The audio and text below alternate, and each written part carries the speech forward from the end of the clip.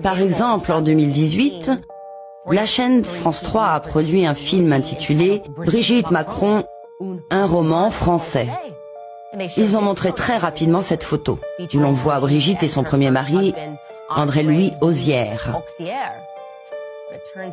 Il s'avère qu'après vérification, ce n'est pas lui. Il s'agit en fait d'une ancienne photo de la faculté, car il a été confirmé que Brigitte était enseignante. C'est ainsi qu'elle est tombée amoureuse du jeune étudiant Emmanuel. Et voici la photo complète de la faculté. Oups, on s'est encore trompé. Les gars, quand je vous dis qu'il y a tant de preuves, je ne suis pas quelqu'un qui se contente d'émettre ce genre de récit. Je ne suis pas quelqu'un qui dit « Viens avec moi, nous allons examiner Quanon ou Pizzagate ». Je vous dis que cette histoire se tient.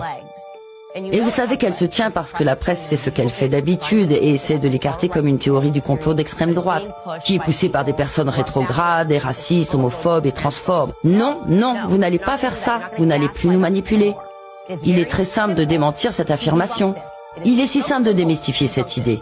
Il devrait y avoir tellement de preuves en fait que c'était moi et que quelqu'un ment sur les 30 premières années de ma vie. Je donnerais une conférence de presse, mon frère serait présent, je dirais voici mon frère Jean-Michel, oui nous nous ressemblons.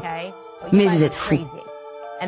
Et puis, j'aurais des amis de l'université, j'aurais des tonnes de photos de moi enfant, de toute ma famille.